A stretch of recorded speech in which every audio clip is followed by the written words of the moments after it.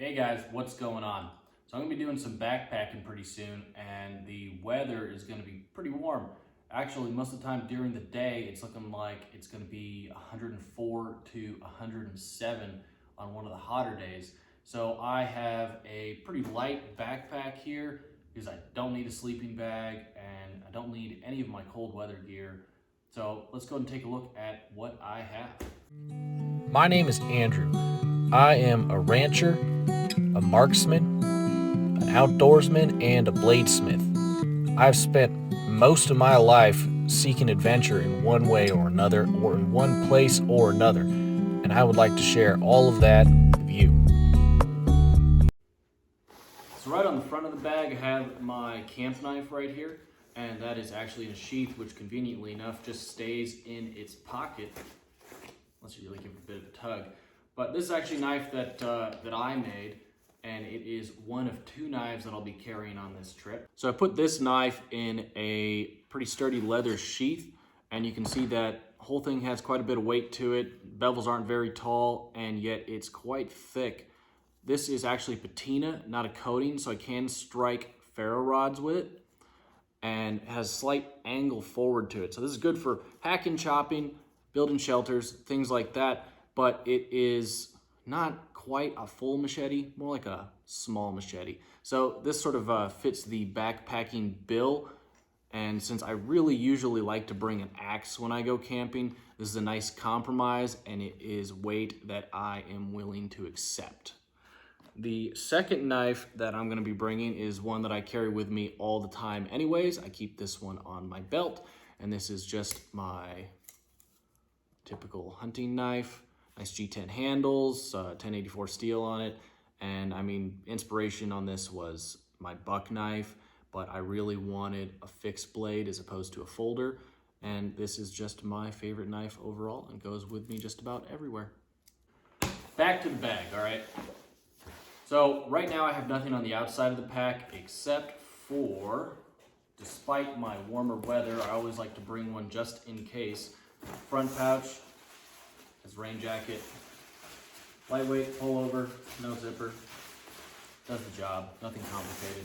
And that is right on the outside, so in the case that it was to start raining for some bizarre reason in 104-degree weather, at least I'd have something. Top of the brain here, most important thing you need, right in the front, med kit. So I've done videos on med kits before. This is a slimmed down version of that. There is no trauma kit in here, while there is some things in here for larger cuts and wounds. I don't have anything for, say, gunshot wounds in here, so there's not going to be a tourniquet, there's not going to be an Israeli bandage, but it's got just about everything that I would typically keep in my boo-boo kit, which you can see at the link that will theoretically pop up right here. Also on the top there is my fire kit. So I think we're going to zoom down on this so I can show you real fast what's actually in there. But I keep the whole thing in a dry bag, kind of oversized, just in case I decide to save some, some tinder or something like that. But let's take a look at what's inside. So my fire kit here is really simple. Stormproof matches, comes in one of these little Zippo containers here. The bottom opens up, and that is the striker pad. And if you have never seen stormproof matches before, this one I've actually never opened. Big, giant, long match there. And this doesn't go out in the rain or in the wind. So that is a really, really reliable match. Kind of expensive, so I don't use these all the time. Usually I'll just use my Bic lighter. And everybody should have one of those, but you do need redundancies, hence the stormproof matches. And I've just got a little cheap box of waterproof matches and a couple baggies of cotton tinder, just to have something to start with. And this is going to be a bar of magnesium with a ferrocenium rod on it. So a lot of redundancies, and this is what I have to start fires. Goes in a larger bag, which I can use to store extra tinder should I decide to do so. Next thing on the inside of my pack here, you go into the brain. I have a rain cover for the entire pack, which I likely won't need to use, but I just leave in there all the time anyways. This is my poop and water filtration kit. So I think we'll take a look inside this as well. I keep this in a cool little BioRay mushroom bag. I just always liked it, so didn't want to get rid of it. We have some butt wipes. Always gotta have butt wipes. I got some toilet paper. Always gotta have toilet paper. Keep a little bottle of Castile soap by Dr. Bronner's. Not that Dr. Bronner's pays me to say anything, but Dr. Bronner's does a lot of amazing things for the world, and I love to contribute to their business by buying their soap. This is a Sawyer water filter. So this will effectively filter your water for you in combination with this little squeeze bag here, or you could always use this essentially like a straw. The catch is that you could really only use this out in the wilderness. You wouldn't want to use that in an urban environment, as it only filters your water. It does not purify it. But just in case, in combination, I always keep iodine purification tablets here. And then last thing in there is some Carmex. Keep Carmex in my boo-boo kit, but I also just keep an extra one here just for shits and giggles.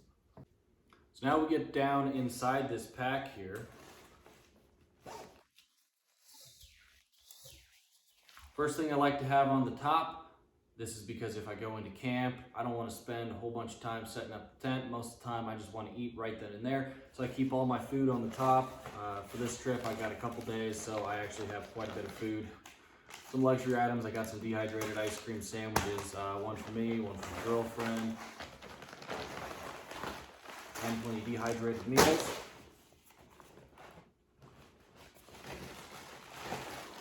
I think the one impractical thing I have, I keep this inside the bag just because it can get a little bit dirty, is my camp stove. So this camp stove doesn't run on any kind of propane or anything like that. And I like that because I don't need to rely on actually having some kind of fuel source with me. I can just use any kind of wood in the area to power this stove. So this is a BioLite stove, and essentially what it does is when you start a fire in it, it uses thermal energy from that fire to turn on a little fan in here, which forces the flames up. It makes your fire burn really hot and clean. Also, you can charge your phone off of it and other things like that because it has a little USB port on there. So this is a source of energy as well as fire. It is also just a little bit heavy, coming in, maybe 2.5 pounds, maybe a little bit more than that.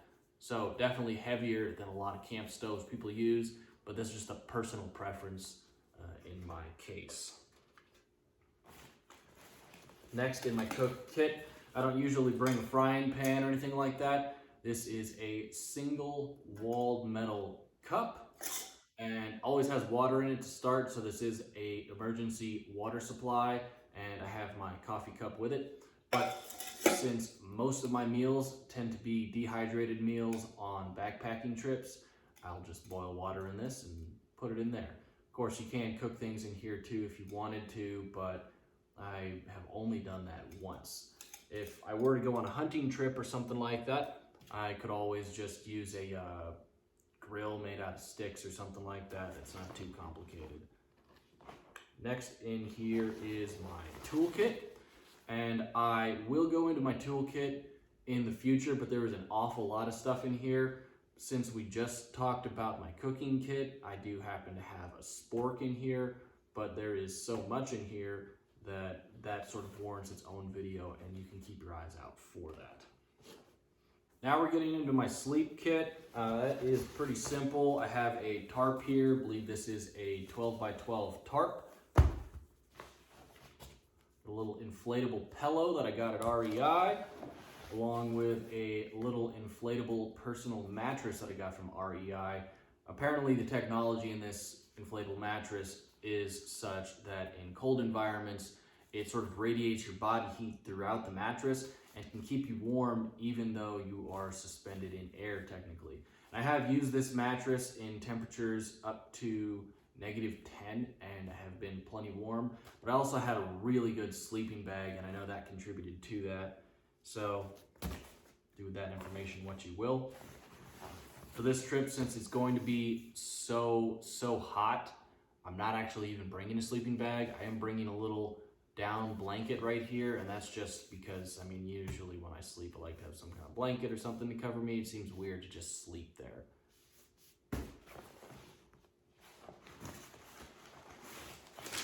Here are my tent poles for my tent.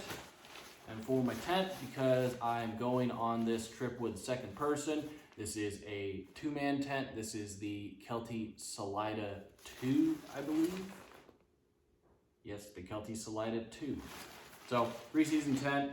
I am not going to be bringing a rain cover, even though everybody tells you to bring a rain cover, because I have a tarp. So that'll be sufficient should there end up being an emergency, but I really don't see the point, and I am used to the environment that I'm in, and it does not rain there at all.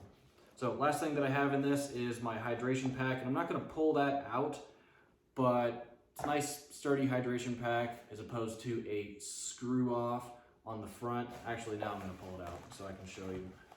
As opposed to a screw off on the top to fill it, it actually slides off just to the side like that. So this can be filled without having to remove it completely, just like so.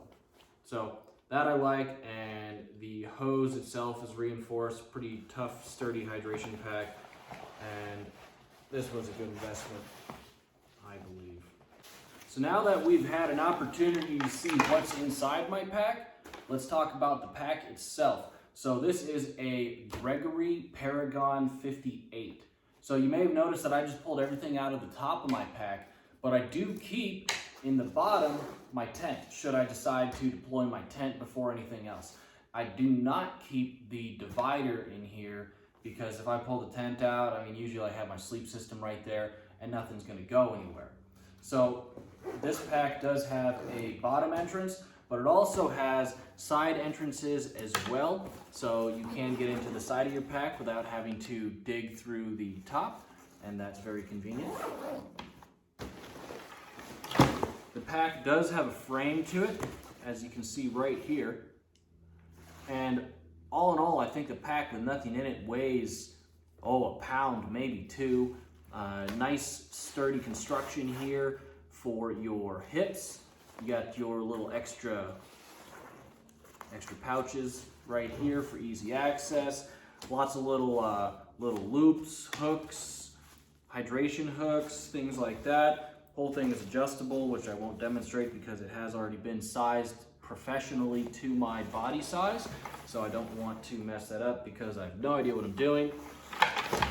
The cup holders are really, really stretchy here. So even if, and like this is a big problem that I have, I'll get a pack and I'll fill it up because I just love to bring way too much stuff and I can never fit anything in the cup holders. So even with this pack completely jam-packed filled with everything that I don't need, the cup holders will still stretch beyond that and you can fit a decent sized cup on both sides. The pack does come with a rain cover standard. You don't have to buy one. Of course, if you're picky, you can buy one. You got the little clips here for your walking sticks if you use those. I don't use those. Straps around the bottom for a sleeping pad.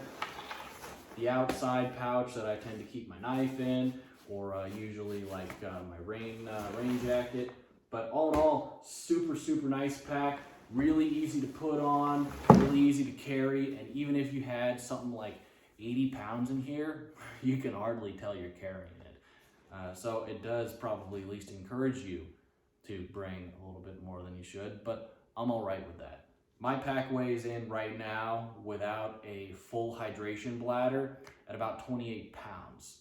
So usually that's about as much as you want to carry, but to each his own.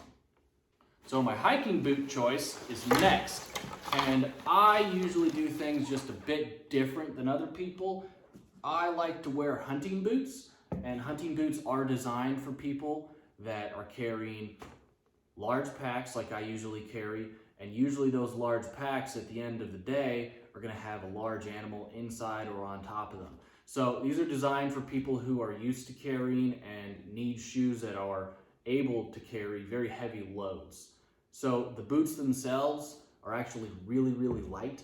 These are Danner hunting boots, and I'm afraid I do not know what model that these are, but they are waterproof and they are resistant to cold, I think all the way down to -20 or something like that, and yet they breathe in the summer as well. So if you are looking for a good, sturdy pair of boots that can handle some serious abuse like I usually throw at my boots, Danner is one of the best brands to take a look at.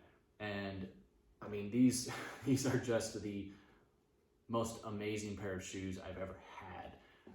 Basically, if you step on your heel on these, the way that they're designed is that they just naturally want to roll forward into your next step, which makes hiking, especially over long distances, a breeze. It's like the shoes are hiking for you. And like I said, incredibly light. Lightest pair of boots I've ever had.